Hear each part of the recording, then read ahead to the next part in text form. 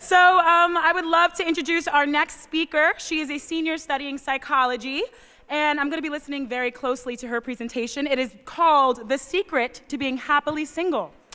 I would like to introduce Taylor Klemm.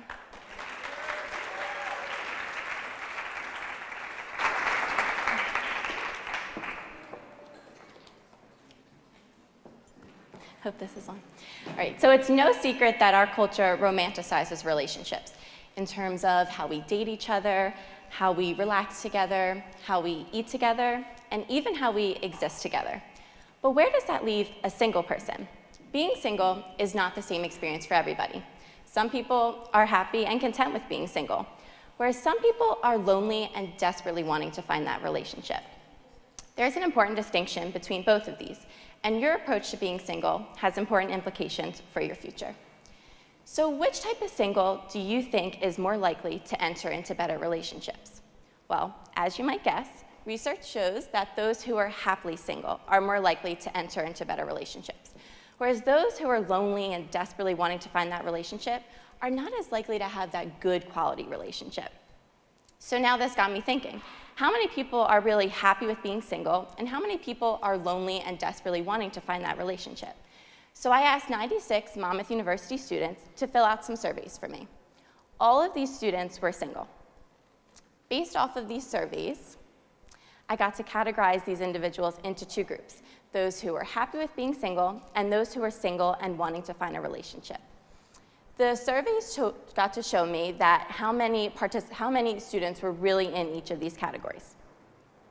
I found that in about one of every 4 students was happy with being single, whereas about one of 2, or about half of the students, were single and wanting to find that relationship.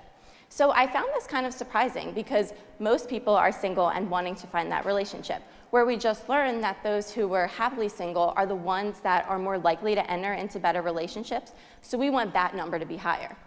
But why is it that these people are so happy with being single? What causes them to be happily single? Well, that's the question sorry, that got at my research. I thought that there might be 2 main reasons for this. So but right now we're going to focus on the first reason. The first reason is I felt like someone might deal with being single based on how well they relate to other people, or what researchers would call attachment style. Now, there are a few different attachment styles that you can go down, but for the purpose of our talk today, we're just going to speak about one of them. And that attachment style path is someone who's very clingy, someone who's very needy, someone who needs that close connection with someone. They really want that attention from their partner, or what researchers would call an anxious attachment style. So now let's consider this statement. I worry about being abandoned in. Someone who agrees with this statement has a very anxious attachment style. I thought that someone who was happy with being single would actually disagree with a statement like this, because I figured if they're happy with being single, then they're not really going to be clingy and needy.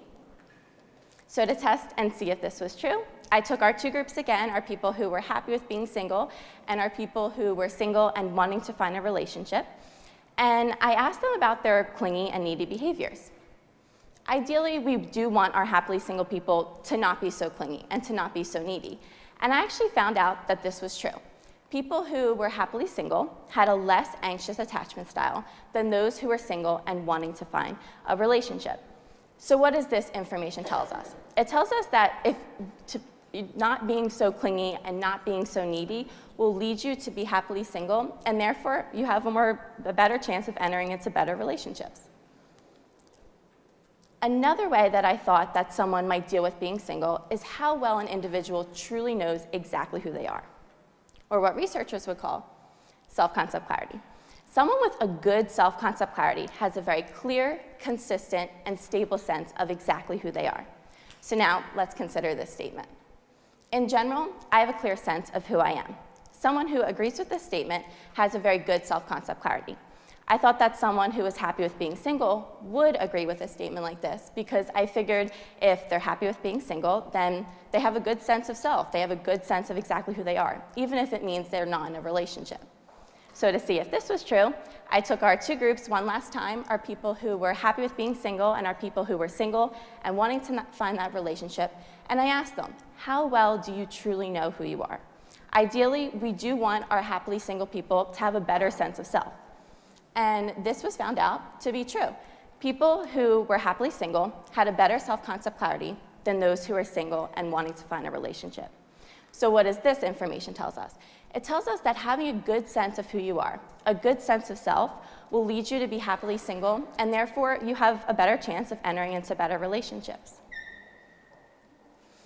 Being single doesn't have to be a bad experience. In fact, some people are okay with being single.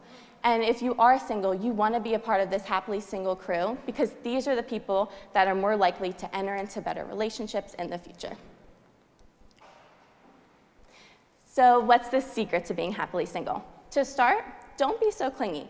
Don't be so needy. Don't strive for that attention from your partner. Just give yourself some space and give others their space too. Also, know who you are and stand by it.